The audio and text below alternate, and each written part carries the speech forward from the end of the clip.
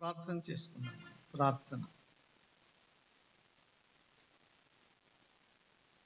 కృపా కనికరం గల మా తండ్రి, దయాళుడు అయిన మా దేవ, పూజనీయుడా, మా ప్రభు అయిన యేసుక్రీస్తు యొక్క తండ్రివైన దేవ, నీ పాదములకు వందనములు స్తోత్రములు చెల్లిస్తున్నాం. యేసుక్రీస్తు ప్రభునందు మీరు మాకు దయచేసిన గొప్ప రక్షణకై వందనములు స్తుతులు చెల్లిస్తున్నాం. పలమనేరులో మీరు ఏర్పరచుకున్న స్థానిక సంఘమును బట్టి, పరిశుద్ధులందరిని బట్టి, పరిచారకులను పెద్దలను బట్టి మీకు స్తోత్రములు చెల్లిస్తున్నాం. నీ కృపలో నీ సంఘమును కాపాడుచు వర్ధిల్ల చేయుచున్నందులకై స్తోత్రములు చెల్లిస్తున్నాం. ఈ 2 దినములను మీరు మాకు ఈవిగా అనుగ్రహించినందులకై స్తుతులు చెల్లిస్తున్నాం. మొదటి దినమున ఉదయకాల కూడికను మీ దాసుని బలపరిచి ఇచ్చిన మంచి సందేశముకై స్తుతులు చెల్లిస్తున్నాం. మరికొంత సమయము నీ సన్నిధిలో ఉండి ఆశిస్తున్నాము. నీ వాక్యమును చదువుకొని ఉన్నాము. నీ వాక్యము ద్వారా, నీ ఆత్మ ద్వారా మాతో మాట్లాడండి. మమ్మను దిద్దండి. మాకు ఉజ్జీవము పురుకొల్పు దయచేయండి. అన్నిటిలో నీ ప్రియకుమారుడైన క్రీస్తు ప్రభువుని హెచ్చించమని, మహిమ ఘనత ప్రభావములు మీకే చెల్లిస్తూ మా ప్రభువును మా రక్షకుడైన యేసుక్రీస్తు నామమున స్తోత్రములు చెల్లించి ప్రార్థన చేయుచున్నాము తండ్రి. ఆమేన్. దేవునికి స్తోత్రం చెల్లిస్తున్నాను. చాలా దినముల తరువాత మరలా మిమ్మల్ని చూసి దేవుని స్తుతించుటకును, మీతో కలిసి దేవుని వాక్యమును ధ్యానం చేయటకుని, మీతో కలిసి చక్కని సహవాసం చేయటకును, తోటి సేవకులతో పాటు దేవుడు నాకు అనుగ్రహించిన ఆయన కృపను బట్టి, ఆయన ఇచ్చిన అనుకూల సమయమును బట్టి, ఆయన ఇచ్చిన ఆరోగ్యాన్ని బట్టి మొదటిగా మన తండ్రి అయిన దేవునికి వందనములు స్తోత్రములు చెల్లిస్తున్నా. ప్రేమతో ఆహ్వానించి అవకాశం ఇచ్చిన స్థానిక సంఘ ప్రియులకు, పెద్దలకు, సంఘస్థులందరికీ, పలు సంఘముల నుండి చేరి వచ్చిన పరిశుద్ధులైన మీ అందరికీ మన ప్రభువును మన రక్షకుడైన యేసుక్రీస్తు నామమున నా హృదయపూర్వకమైన వందనాలు తెలియచేస్తున్నా. నా కొరకు, నా ఆరోగ్యం కొరకు మీరు చేస్తున్న ప్రార్థనను బట్టి మరి ఒకసారి నా హృదయపూర్వకమైన వందనాలు తెలియచేస్తున్నాను. దేవుడు తన దాసును బలపరిచి ఇచ్చిన ఆ మంచి సందేశమునకై దేవునికి స్తోత్రములు చెల్లిస్తున్నాం. ఈ సమయమున మన వాక్య ధ్యానము నిమిత్తము మనం చదువుకున్న లేఖన భాగం నిర్గమకాండం 11వ అధ్యాయము వచనము 3 మనం చదువుకున్నాం. మోషే అను మనుష్యుడు మిక్కిలి గొప్పవాడాయను. మోషే అను మనుష్యుడు మిక్కిలి గొప్పవాడాయను. అంశం మోషే గొప్పతనం ఎందులో ఉన్నది మనము ధ్యానం చేయబోతున్నాం అన్నమాట. మోషే గొప్పతనం ఎందులో ఉన్నది అని ధ్యానం చేస్తున్నప్పుడు ముఖ్యమైన ఉద్దేశం ఏంటంటే, మోషేకు ఈ లక్షణాలు ఉన్నాయి కాబట్టి దేవుడు మోషేను హెచ్చించాడు. మనల్ని హెచ్చించాలని కాదు, కానీ ఆ లక్షణాలు మనము కూడా కలిగి ఉండి, ఆ లక్షణాలు కలిగి ఉండడం ద్వారా మన ప్రభు అయిన క్రీస్తుకు మనము మహిమ తీసుకురావాలి. అది ఉద్దేశం. మనం హెచ్చించబడాలని కాదు. ఆ లక్షణాలు మోషేకున్న లక్షణాలు కలిగి ఉండి మన ప్రభు అయిన యేసుక్రీస్తుకు మహిమ తీసుకురావాలి.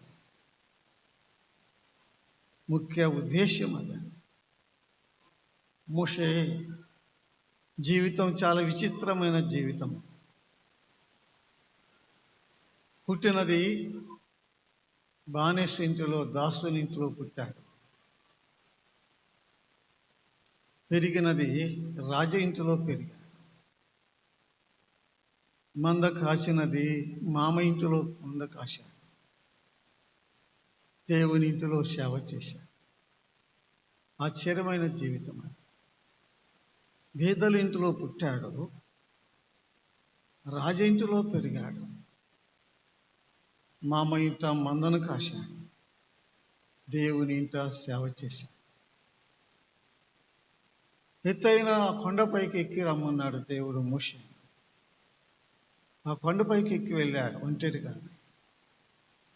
ముందే చెప్పాడు, అక్కడే నువ్వు చనిపోతావు.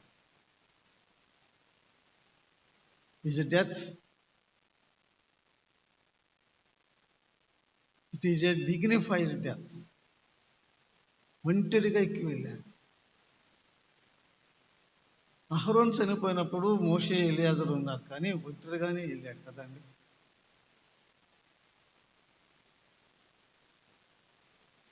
He died in the presence of God. దేవుని సన్నిధిలో చనిపోయాడండి. ఎంత గొప్ప భాగ్యం. ఆ యెరికో ప్రాంతము, వాగ్దాన దేశం అంతా చూపించాడు. మోషే అక్కడే చనిపోయాడు. మోషేను ఎవరు సమాధి చేశారు? మోషేను దేవుడే సమాధి చేశాడు. మానవ చరిత్రలో దేవుని చేత సమాధి చేయబడిన మానవుడు ఒక్కడే ఒక్కడు. ఎవరు? మోషే. యూదులు వారి గ్రంథములో రాసుకున్నారు. మోషే చనిపోయినప్పుడు దేవుడు ముద్దు పెట్టుకున్నాడంట. మోషే చనిపోయినప్పుడు దేవుడు ముద్దు పెట్టుకున్నాడు. ఎంత ధన్యజీవి మోషే. పుట్టినది దాసుని ఇంటిలో పుట్టాడు. మోషే జీవిత చరిత్ర చదువుతున్నప్పుడు మనకు ఒక జీవం, ఒక పురుకొల్పు, దేవుని కార్యములు, దేవుని ప్రణాళిక మనకు అర్థమవుతుంది. ఈ రోజుల్లో మన పిల్లలే స్టూడెంట్సే. తల్లిదండ్రులు భేదవారు, దాని భేదవాళ్ళకే పుట్టాం. ఉన్నవాళ్ళు పిల్లలతో పోటీలు వేసుకుని వీళ్ళు వాళ్ళతో ఖర్చు చేయాలి, అలా ఉండాలి, ఇలా ఉండాలని ఆశిస్తూ ఉంటారు. తల్లిదండ్రులు భేదవారు, చాకరీ చేసి తెచ్చేవారు. అంటారు, మమ్మల్ని ఎందుకు అన్నారు అంటారు కదా. అంటారు కదా, మమ్మల్ని ఎందుకు అన్నా ఉంటున్నారు. భేద తల్లిదండ్రులకు పుట్టినందుకు నువ్వు బాధపడద్దు, అతిశయించు, ఆనందించు. భేద తల్లిదండ్రులకు పుట్టిన మోషేనే దేవుడు ఏం చేశాడు చెప్పరే?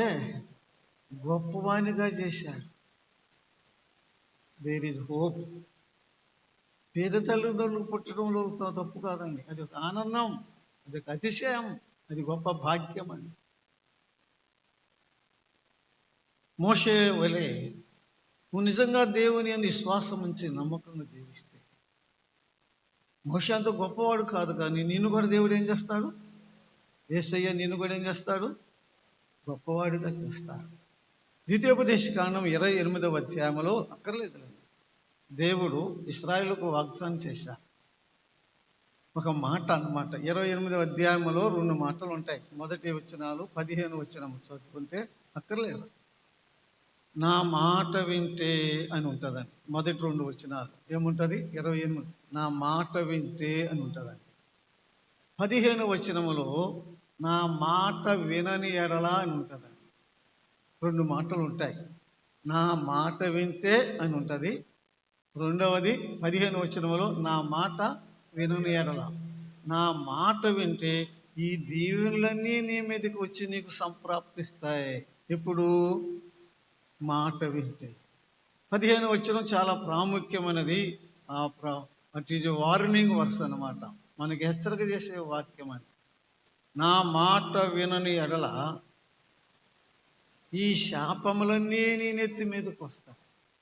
అబ్బో, ఎంత పెద్ద వర్షం, చాలా చెప్పారు. నా మాట వింటని చెప్తూ, నేను నిన్ను తలగా చేస్తానన్నాడు కదా. లేదా వాక్యం, నేను నిన్ను ఎవరిని, ఎంత భేదోడినైనా కదా, ఎంత భేద కుటుంబంలో పుట్టినవాడినైనా షరత్ ఏంటి, కండిషన్, నా మాట వింటే నేను మిమ్మను తలగా చేస్తా. మన దేవుని, మన తండ్రి ఆశ ఏంటి? ఆ వచనంలో ఉండి చెప్పండి. మన తండ్రి ఆశ ఏంటి? మనం అందరమే చెప్పండి, ఈ లోకంలో ఎలాగుండాలి? మనం అందరం తలగా ఉండాలని, తోకగా తలగా ఉండాలి. పేతురు రాసిన పత్రిక 5వ అధ్యాయంలో తగిన సమయమున ఆయన మిమ్మును హెచ్చిస్తాడు కదా. హెచ్చించినట్లుగా ఆయన బలిష్టమైన చేతి కింద దీన మనసుకులై ఉండుడి. దీన మనసు కలిగి ఉంటే ఆయన ఏం చేస్తాడు? హెచ్చిస్తాడు. మన తండ్రి కోరిక ఏంటి? మన పిల్లలు, మన బిడ్డల పట్ల మన కోరిక ఏంటి? మన పిల్లలందరూ పైకి రావాలని మనకు ఆశ ఉంటుంది కదా. మరి ఆయన పిల్లల పట్ల ఆయనకి ఎంత కోరిక ఉంటుంది? అందరూ పైకి రావాలని. తగిన సమయమున హెచ్చిస్తాడు. మోషే జీవితంలో అది గొప్ప పాఠం, అది గొప్ప సందేశం. It is a great inspiration.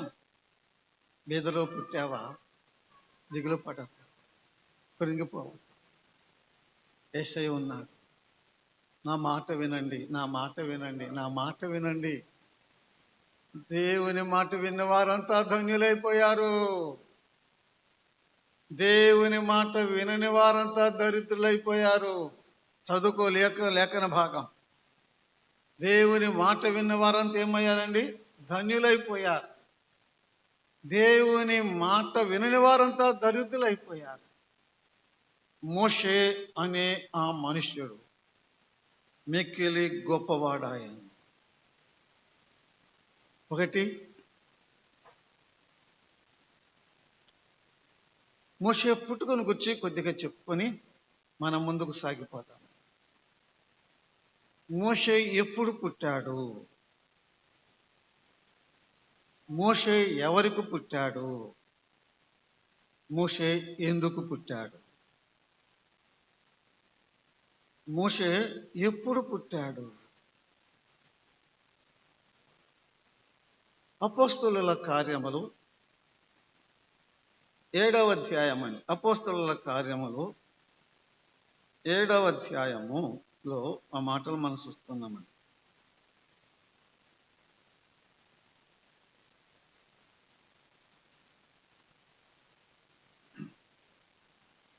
ఇరవై వచనం.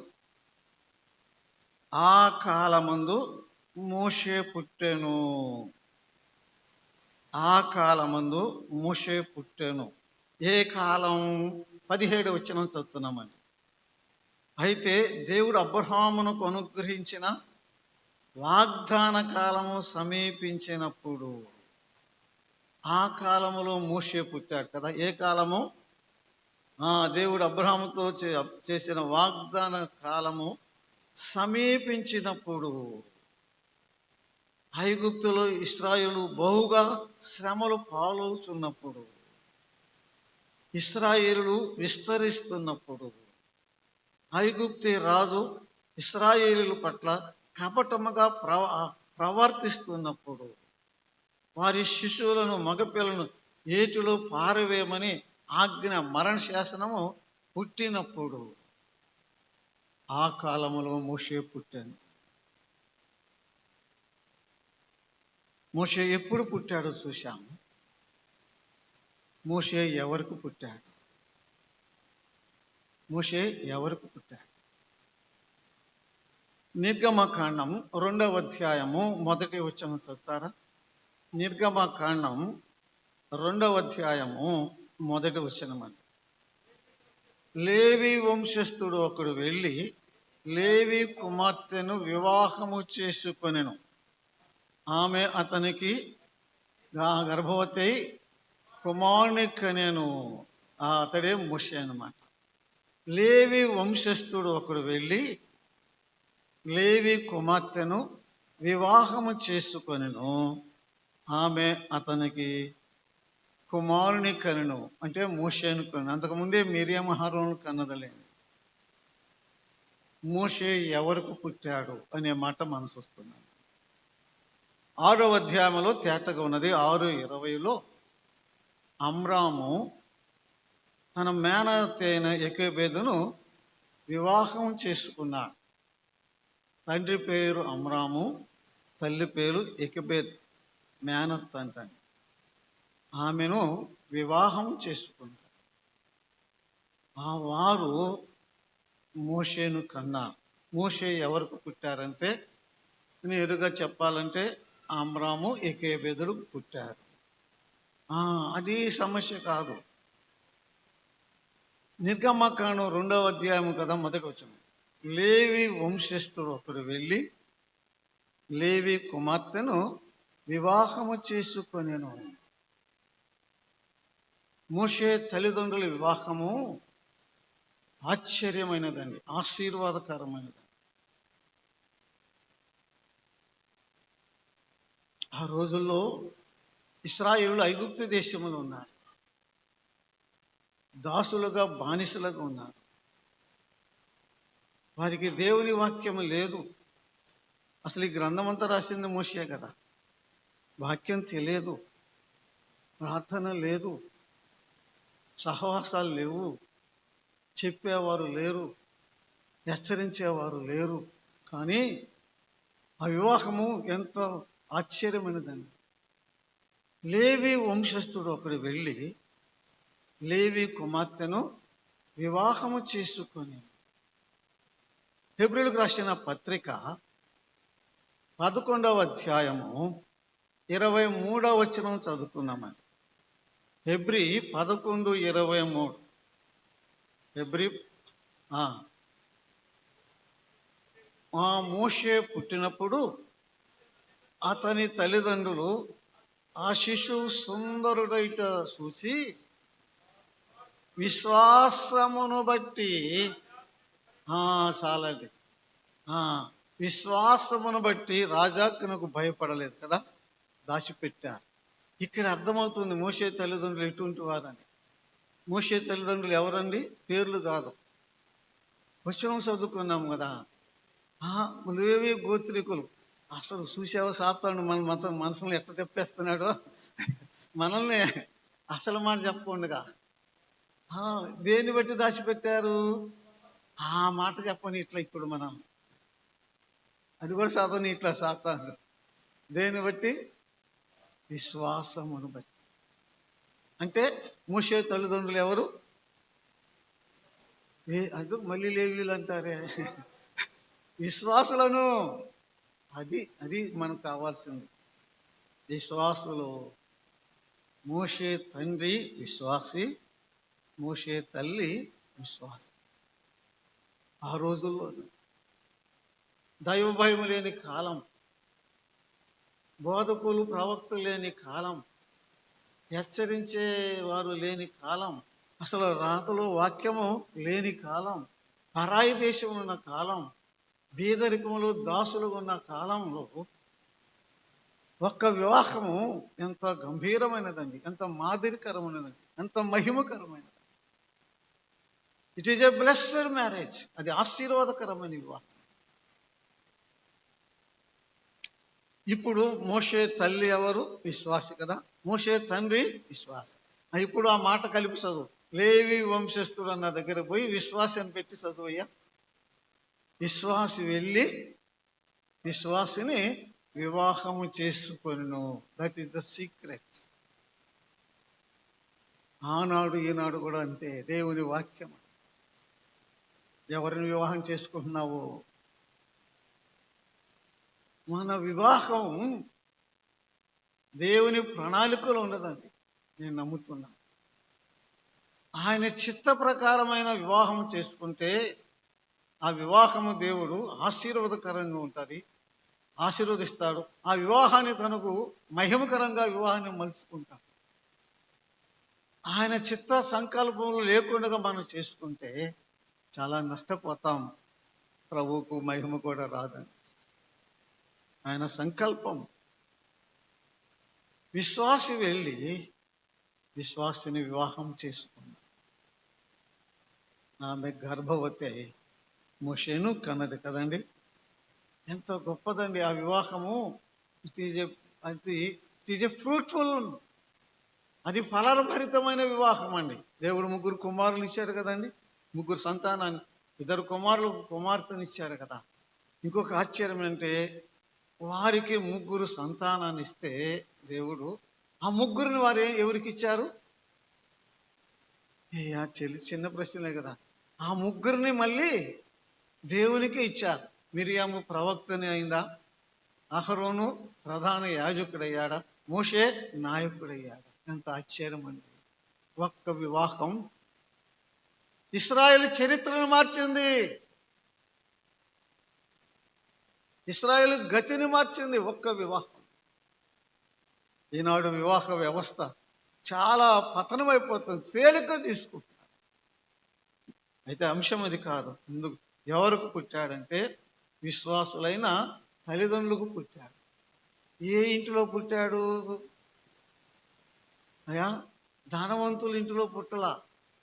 మోషే పుట్టినప్పుడు వారి ఇల్లు చిన్న పేద ఇల్లు అండి, ఊరు ఇంటిలో పుట్టాడు. చాలా డేరాలో పుట్టాడా? గుడిసెలో పుట్టాడా? అయ్యే అంతే, లేవు కదండి వాళ్ళకి. మోషే పుట్టిన ఇంటిలో దేర్ ఈజ్ నో గోల్డ్. మోషే పుట్టిన ఇంటిలో ఏం లేదండి, బంగారం లేదు, బంగారం లేదు. కానీ మోషే పుట్టిన ఇంటిలో దేర్ ఈజ్ గాడ్, దేవుడు ఉన్నాడు. ఆ ఇంట్లో బంగారం లేదు కానీ ఎవరున్నారు ఇంట్లో? దేవుడు. మోషే పుట్టినింటిలో సుఖ సౌకర్యాలు లేవు కానీ ఆ ఇంటిలో ప్రార్థన ఉంది. మోషే పుట్టిన ఇంటిలో ఇంకేయో పెద్ద పెద్ద అలంకరణ ఏమి లేవు కానీ ఆ ఇంటిలో విశ్వాసం. మరి మన ఇళ్లలో ఆలోచన చేసుకో. మోషే ఎప్పుడు పుట్టాడో చూశాం. దేవుడు అబ్రహాముతో చేసిన వాగ్దాన కాలం సమీపిస్తున్నప్పుడు పుట్టాడు. ఎవరికి పుట్టాడు చూశాం. పేద తల్లిదండ్రులే కానీ విశ్వాసుల వారికి పుట్టాడు, విశ్వాసులైన తల్లిదండ్రులకు పుట్టాడు. ఎందుకు పుట్టాడు? ఇదొక పెద్ద ప్రశ్న. ఎందుకు పుట్టాడు అని మనం ధ్యానం చేస్తున్నప్పుడు మనం కూడా ఒక ప్రశ్న వేసుకోవాలి. మనం ఎందుకు పుట్టాం? నీ జీవితంలో నువ్వు ఎప్పుడైనా ఈ ప్రశ్న వేసుకున్నావా? నేను ఎందుకు పుట్టాను? యేసు ప్రభువా నన్ను ఎందుకు పుట్టించావు అని ఎప్పుడైనా ప్రశ్న వేసుకున్నావా? నేను గట్టిగా నమ్ముతున్నా, దేవుడు ఏ ఉద్దేశం లేకుండా ఏ వ్యక్తిని ఈ లోకానికి పంపనే పంపడు. ప్రతి పుట్టుక వెనుక there is a plan and purpose of God behind every birth. ప్రతి పుట్టుక వెనుక దేవుని ప్రణాళిక, దేవుని సంకల్పం ఉన్నదండి, ప్రణాళిక ఉన్నదండి. ఏదో ఏదో నా పట్ల, నీ పట్ల, ప్రతి వారి పట్ల, ప్రతి ఒక్కరి పట్ల ఒక ప్రణాళిక ఉన్నదండి. చూడండి, కొన్ని సంగతులు చూద్దాం. కొందరు పేర్లు త్వరగా ఇర్మీయాను గురించి చదువుతున్నప్పుడు 1వ అధ్యాయం 4వ వచనములో చదువుతారా? 4-5 ఇర్మీయా గ్రంథం 1వ అధ్యాయం 4-5 వచనాలు చదువుతున్నప్పుడు ప్రత్యక్షమై ఇలాగ సెలవిచ్చాను, నేను నిన్ను రూపింపక మునుపే నిన్నెరిగి తిని బయలుపడక మునుపే నేను నిన్ను ప్రతిష్ఠించి తిని జనములకు ప్రవక్తగా. ఎప్పుడంట? ఇర్మియాని ఎందుకు పంపించాడు దేవుడు? ఒక పని ఉన్నది, ఆయన ఒక పని చేయాలి. జనములకు ప్రవక్తగా నేను నిన్ను నియమించా. గర్భమును పడక మునుపే నేను ఎరిగి ఉన్నా. అపోస్తలుల కార్యములు 13వ అధ్యాయము 36వ వచనం చదువుకుందామండి. 36వ వచనం అండి, 13:36 అండి. దావీదు దేవుని సంకల్పము చొప్పున తన తరం వారికి సేవ చేసి నిద్రించెను. 22వ వచనం కూడా సత్తయ్య, 22వ వచనం కూడా. తరువాత అతను తొలగించి రాజుగా చేశాడు. చదువు.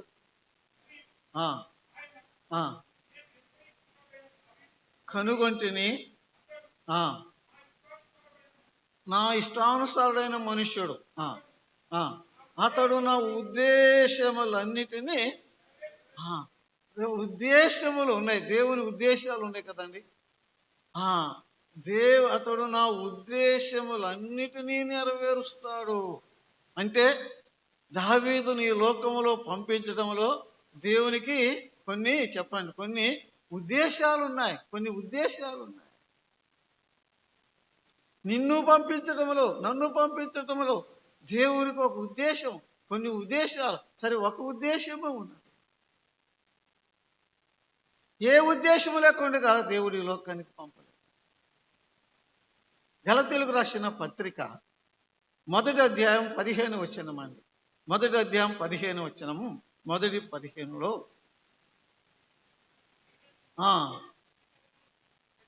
తల్లి గర్భమున పడినది మొదలుకొని నన్ను ప్రత్యేకపరచి దేవుడు అన్యజనుల్లో తన కుమారుని ప్రకటింపవలనని పౌలుని ఎందుకు పుట్టించాడు? అన్యజనులలో ఆయన ప్రకటించాలి. ఆయన నేను వాడుకొని సాధనం అన్నాడండి 9వ అధ్యాయం. ఎస్తేరుతో మొర్దెకై అంటాడు కదా, శ్రమ వచ్చినప్పుడు, శాసనం వచ్చినప్పుడు కబురు చేస్తే ఎస్తేరు ఏమంటది, రాజు దగ్గర నుంచి సెలవు లేదు 30 రోజుల నుంచి, నేను పోలేను అంటారు కదండి.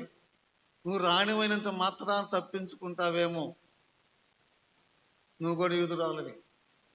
అసలు ఇందు నిమిత్తమే నువ్వు రాణివయ్యావేమో ఆలోచన చేసుకో అంటారు కదండి. ఎందుకొరకు? ఈ సమయం కొరకే. ఎందుకొరకే? నువ్వు రాణివయ్యామో ఆలోచన చేసుకో. రాజ్యానికి వచ్చింది ఎందుకొరకే ఆలోచన చేసుకో. ఆ దిక్కులేని అనాథ బాలిక ఆనాటి లోకానికి రాణి అయిందంటే దేవుని యొక్క ఉద్దేశం. మొర్దెకై ఇందుకొరకే. ఏదో జనాంగం నాశనం ఉన్నప్పుడు నువ్వు తప్పించడానికి ఇందుకొరకే ఆలోచన. అప్పుడు ఆమె బయలుదేరింది, నేను నశిస్తా నిన్నే వెళతాను. నా పట్ల, నీ పట్ల దేవుడు సంకల్పం ఉంది. మార్కు సువార్త 13వ అధ్యాయము 34 వచనం. 13వ అధ్యాయము 34. మార్కు 13:34. అధికారం ఇచ్చి ప్రతి వానికి ఆ మాట పట్టుకో అయ్యా, ప్రతి వానికి వాని పని నియమించాడు. చాలండి, ఇక అక్కడ అంతా అర్థమైపోయింది కదా. ప్రతి వానికి ఏమిచ్చాడు? పని. వాని పని. నా పని నాది, నీ పని నీది. ఏదో చెయ్యాలి ఆయన పని. అందరికి ఒకే పని కాదు. ప్రతి వానికి స్పష్టంగా ఉంది కదా, వాని పని నియమించాడు. నిన్ను నన్ను పుట్టించడంలో కూడా నీకు ఒక పని నియమించాడు. నాకు ఒక పని నియమించారు, నిన్ను ఒక పని కొరకు పంపించారు, నన్ను ఒక పని కొరకు పంపించారు. ఆ పని ఏంటో ఎరిగి ఆ దేవుని చిత్తమును ఆ పనిని నెరవేర్చటమే ఈ మానవ జీవితానికి సార్థకమైనది. నీకు అంతకంటే గొప్ప పని మనం చేసేది ఏమి లేదు. నేను ప్రశ్న వేసుకున్నాం, యేసుప్రభువా నన్ను ఎందుకు పుట్టించావు, నన్ను ఎందుకు భూమి మీద ఉంచావు, ఇంకెందుకు నా ఆయుష్ను పొడిగిస్తున్నావు, నీ రక్తధారలో నన్ను ఎందుకు కడిగావు, నేనేం చేయాలి నీ కొరకు, నేనేం చేయాలి. కాకేయలేదండి సౌలు, నువ్వెవడో ప్రభా, నీవు హింసించిన నజరేయుడైన యేసు అన్నప్పుడు ఏమన్నా నేనేం చేయాలి అనలేదయ్యా. నేనేం చేయాలి చెప్పు, నేనేం చేయాలి, ఆర్ యు రెడీ, నేనేం చేయాలి, నువ్వేం చెప్తే చేయడానికి సిద్ధంగా ఉన్నాను అంటున్నాడు. నేనేం చేయాలి చెప్పు, నేనేం చేయాలి అన్నావా, ఎప్పుడైనా అడిగావా? మోషే అనే మనుషుడు మిక్కిలి గొప్పవాడా. త్వరగా చదువుకుందాం, ఒక సమయం లేదు. హెబ్రీయులకు రాసిన పత్రిక 11వ అధ్యాయము 24వ వచనం నుండి చదువుకుందాం. 11:24. మోషే పెద్దవాడైనప్పుడు చాలండి. మోషే గొప్పవాడయ్యాడు. దేన్ని బట్టి? ఆ మాట చదువుకున్నాం. దేన్ని బట్టి? విశ్వాసం ఎవరి యందు? దేవుని యందు. దేవుని యందు అంటే అది జనరల్గా ఉంటుందిలేండి. చదువు విశ్వాసం బట్టి మోషే ఇప్పుడు చదువుకున్నదే క్రీస్తు విషయమైన ఉంది కదా. విశ్వాసం ఎవరి యందు ఉంచాడు? క్రీస్తు ప్రభువునందు విశ్వాసం ఉంచాడు. సరే, ఇక అది వేరే చెప్పుకుందాంలే. క్రీస్తు అప్పుడు ఉన్నాడు లేక ఎన్ని మనకెందుకులే, దేవుని వాక్యం చెప్పుకున్నాం. యేసు క్రీస్తునందు విశ్వాసం ఉంచాడు. ఆ బానిస బాలుడు, ఆ బీద ఇంటిలో పుట్టినవాడు యేసు ప్రభువునందు విశ్వాసం ఉంచాడు. గొప్పవానిగా చేశాడు, గొప్పవాడైపోయాడు. విశ్వాసం బైబిల్లో విశేషమైన వాక్యం అండి. అబ్రహామును గురించి, అతడు యెహోవాను నమ్మెను, అది అతనికి నీతిగా ఎంచబడెను. అబ్రహాము చేసిన గొప్ప పని ఏంటి? దేవుని నమ్ముకోవటమే. మానవుడు చేయగలిగిన గొప్ప పని ఏంటి చెప్పయ్య? అదే దేవుని నమ్ముకోవటమే. రాజ్యాలు జయించటం కాదు, చంద్రమండలానికి వెళ్ళటం కాదు, ఇంకేదేదో గొప్ప ఇన్వెన్షన్స్ ఎన్నో చేయటం కాదు, దేవుని నమ్ముకోవటమే. మోషే చేసిన మొదటి పని యేసు క్రీస్తును విశ్వాసం ఉంచాడు. యోహాను సువార్త 9వ అధ్యాయంలో అక్కర్లేదండి, పుట్టుగుడ్డు వాడికి ప్రభు చూపించాడు కదా. ఆ శాస్త్రులు మత నాయకులు ఆయన వెలివేశారు కదా. అతడు వెలివేయబడిన సంగతి యేసు ప్రభు వారు విరిగి అతని వద్దకు వెళ్ళి ఒకే ప్రశ్న అడిగా. ఏమని? నువ్వు దేవుని కుమారునియందు విశ్వాసం ఉంచుతున్నావా అన్నప్పుడు, నాకు ఆయన ఎవరో తెలియదయ్యా అన్నాడు కదా. అప్పుడు ప్రభు ఏమన్నాడు? నీవు ఆయన చూచుచున్నావు, ఆయన నీతో మాట్లాడుతున్నాడు అనగానే సాయిగలపడి విశ్వాసం ఉంచుతున్నాను ప్రభువా అని సాయిగలపడి మృత్యాడు. మానవుడు చేయగలిగిన అసలు పని, అతి ప్రాముఖ్యమైన పని యేసు క్రీస్తునందు విశ్వాసం ఉంచటమే. ఒకటి మోషే గొప్పతనం యేసు క్రీస్తు ప్రభువుని నమ్ముకోవటంలో ఉన్నది. నమ్ముకున్నాడు, గొప్పవాడై. అదే వచ్చినమండి 11, 23, 24, 25, 26 కలిసి ఉంటాయి.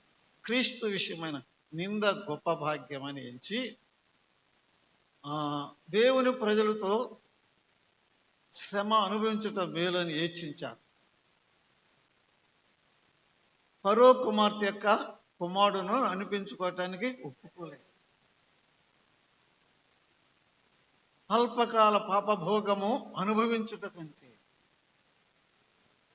దేవుని ప్రజలతో శ్రమ అనుభవించట మేలు. ఆ 3 వచనాలు కలిపి ఉన్నప్పుడు మోషే గొప్పతనం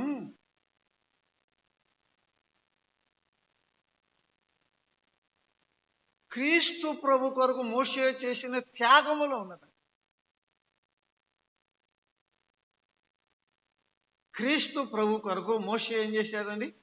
త్యాగం చేశాడు. ఒక విశ్వాసి గొప్పతనం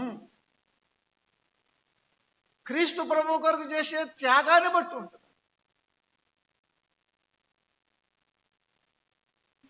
సమయం లేదు, దాటిపోతున్నా.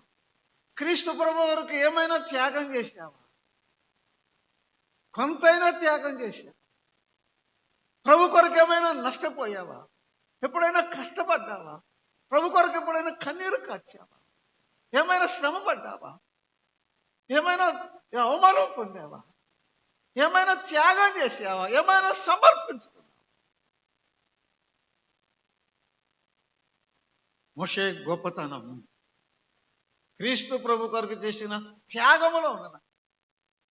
ఐగుప్తి ధనమును, ఐగుప్తి ఐశ్వర్యమును, ఐగుప్తి వైభవాన్ని, ఐగుప్తి సింహాసనాన్ని, ఐగుప్తి అంతఃపురాన్ని విడిచిపెట్టాడు దేవుని కొరకు. త్యాగం చేశాడు. భక్తులంతా త్యాగం చేసిన వారు, గొప్ప గొప్ప వారు, ఖ్యాతి నొందిన వారంతా త్యాగాలు చేశారు. ఒక ప్రశ్న అడిగే, కొంచెమైనా నువ్వు త్యాగం చేసావా ప్రభు? ఏమి త్యాగం చేశావు? ఆలోచన చేశావు. క్రీస్తు ప్రభు కొరకు చేసిన త్యాగములో ఉన్నది. 27వ వచనం చదువుకుందాం. 11:27. 11:20. విశ్వాసమును బట్టి చూచుచున్నట్టు స్థిర బుద్ధి గలవాడై. అర్థమైపోయింది. 3 మోషే గొప్పతనం ఎందులో ఉంది? ఇప్పుడు చదివాం కదా. స్థిర బుద్ధి దేనిలో చెప్పండి? స్థిర బుద్ధిలో ఉందండి. స్థిర బుద్ధి మోషేను నమ్ముకున్నాడు, అంతే. ఈ నెవర్ టర్న్ బ్యాక్. ఎన్నడూ ఐగుప్తు వైపు చూడలేదు. అసలు ఆ వచనాలు చదువుతుంటే ఇశ్రాయేలుకు మోషేకు ఉన్న తేడా చూస్తుంటే, ఇశ్రాయేలు ఏమి లేకపోయినా ఏమనేవారు చెప్పండి? మంచి నీళ్ళు లేవు, మారా దగ్గరికి వచ్చారు, చేపలు లేవు, కీరకాయలు లేవు, దోసకాయలు లేవు, ఉల్లిగడ్డలు లేవు. మేము ఎందుకు ఐగుప్తుకి వచ్చాము, ఐగుప్తు నుండి ఎందుకు వచ్చాము? వారు సారికి ఐగుప్తి పోగోరిరి. వారు సారికి ఐగుప్తి పోగోరిరి. దోసకాయలు లేకపోతే ఐగుప్తు అంట, చేపలు లేకపోతే ఐగుప్తుకి అంట, ఇంకేమి లేకపోతే మేము మారా దగ్గరకు వచ్చారు కదండి. ఆ నీళ్ళు ఎట్టున్నాయి? ఆ నీళ్లు ఇశ్రాయేలుకే చేదుగా ఉన్నాయా, మోషేకు చేదుగా ఉన్నాయా? అరే చెప్పరే, అనుమానమా?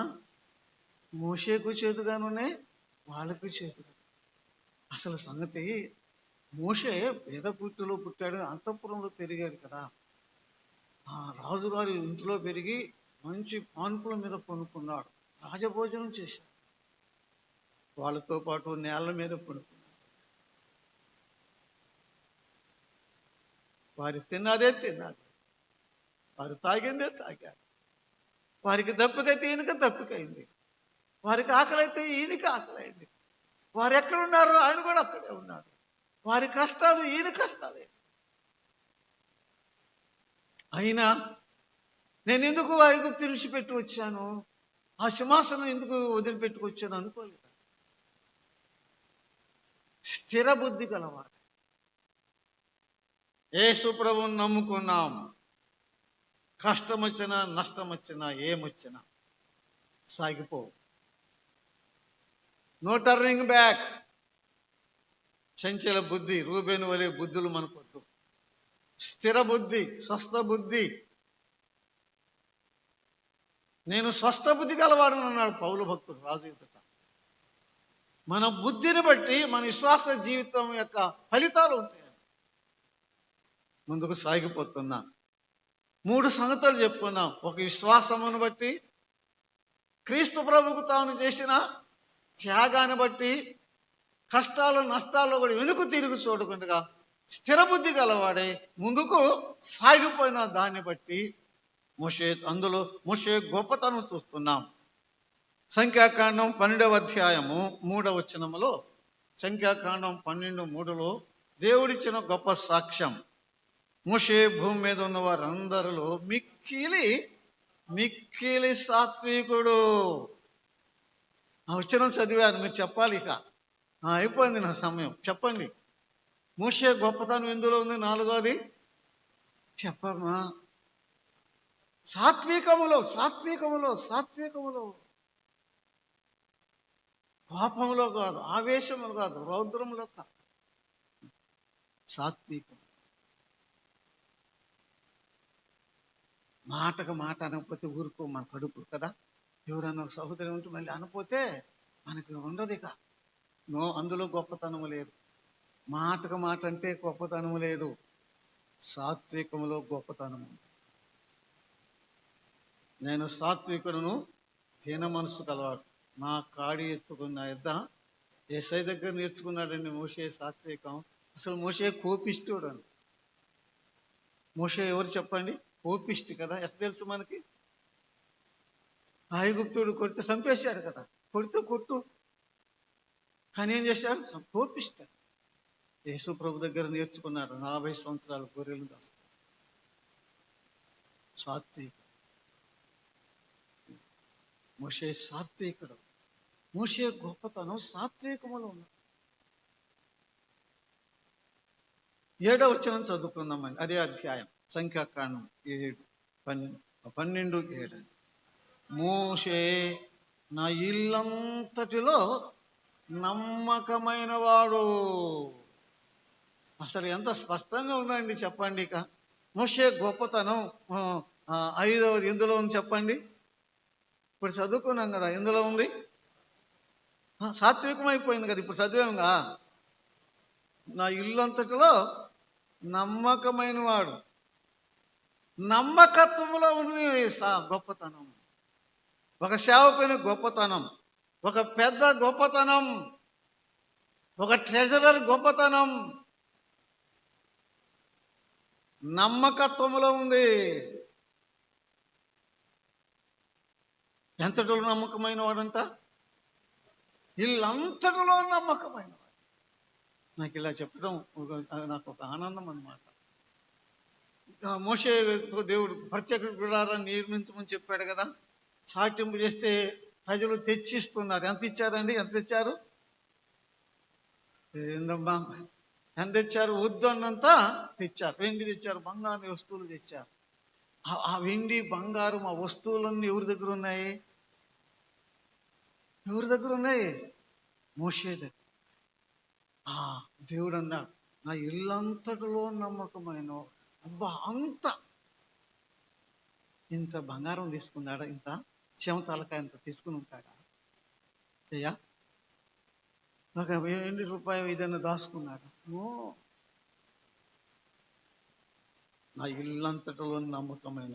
మిక్కిలి కొంచెంలో నమ్మకం ఉన్నవాడు అంతటిలో నమ్మకంగా ఉన్నారా? పెద్దలారా, సేవకులారా, దేవుని సొమ్ము విషయంలో నమ్మకం ఉన్నారా? లెక్కల విషయంలో, వాడే విషయంలో, అన్ని విషయాల్లో నమ్మకం ఉన్నారా? సహోదరా, సహోదరి, అసలు నీ ఇంట్లో నమ్మకం ఉన్నావా? నీ ఆఫీసులో నమ్మకం ఉన్నావా? నీ పనిలో నమ్మకం ఉన్నావా? నీ భార్య పట్ల నమ్మకంగా, నీ భర్త పట్ల నమ్మకంగా, నీ తల్లిదండ్రుల పట్ల నమ్మకంగా ఉన్నారా? నమ్మకమైన మంచి దాసుగా రేపు మెప్పు, మహిమ, ఘనత వారికి వస్తుంది. నిర్గమకాండం 34వ అధ్యాయం అండి. నిర్గమకాండం 34వ అధ్యాయం 28వ వచనం. అతడు 40 రేయింబగళ్ళు యెహోవాతో కూడా ఉండెను. అతడు భోజనం చేయలేదు, నీళ్లు తాగలేదు. చాలండి. 30వ వచనం. అహరోను ఇశ్రాయేలు అందరూ మోషేను చూసినప్పుడు అతని ముఖ చర్మము ప్రకాశించెను. ఒకరోజు అన్నం తినపోతే ముఖాలు పోతాయి మనకి. 40 దినాలు ఆహారం లేదు, నీళ్ళు. కొండ దిగి వచ్చాను. మోషే ముఖం ఎలా ఉంది చెప్పండి? ప్రకాశించి. ఎక్కడిదే ప్రకాశత?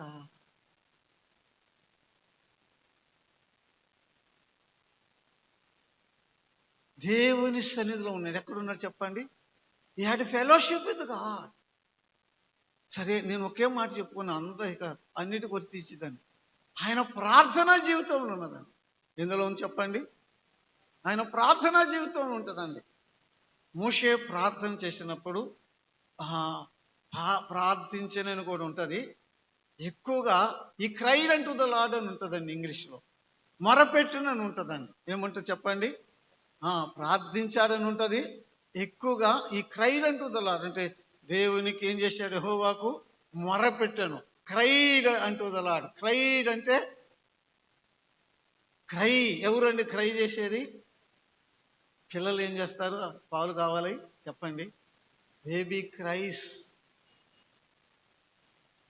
Moses cries. సరే, సమయం అయిపోయింది. మోషే గొప్పతనం, మోషే ప్రార్థన జీవితం. ఏ వ్యక్తి అయినా గొప్పతనం ఎందులో ఉంటే చెప్పండి? ప్రార్థన, ప్రార్థనా జీవితం, ప్రార్థనా జీవితం. సంఖ్యాకాండం అయిపోతుంది, ప్రార్థన చేస్తాం. సంఖ్యాకాండం 14వ అధ్యాయం.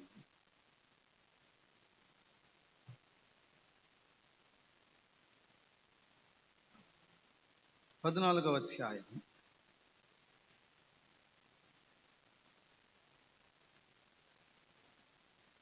15 నుండి. కాబట్టి నీవు ఒక్క దెబ్బతో ఈ జనులు చంపిన ఎడల నీ కీర్తిని గుర్చిన వినును జనులు ఏమంటారు ప్రభువా అంటున్నారు. అది గొప్ప అంశములండి. ఇశ్రాయేలు చెడిపోయారు. ఇక్కడ 2 సార్లు 32వ అధ్యాయంలో చెడిపోయారు. సంఖ్యాకాండంలో కూడా చెడిపోయారు. దేవుని కోపాన్ని రేపారు.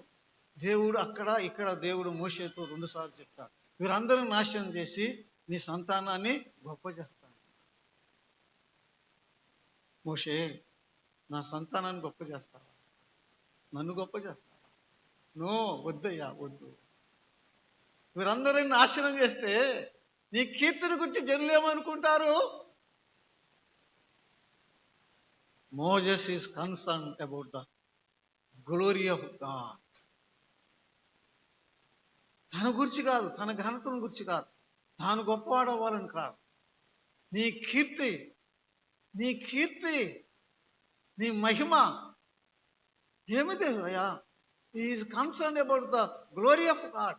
దేవుని మహిమను గురించి తహతహలాడుతున్నాడు, తప్పించిపోతున్నాడు. మనసంతా, హృదయం అంతా దేవునికి మహిమ రావాలి, దేవునికి మహిమ రావాలి, దేవునికి మహిమ రావాలి. అసలు నిన్ను నువ్వు నేర్పరచుకున్నందుకే కదా ఆయన కృపా మహిమకు కీర్తి కలుగుతాడు.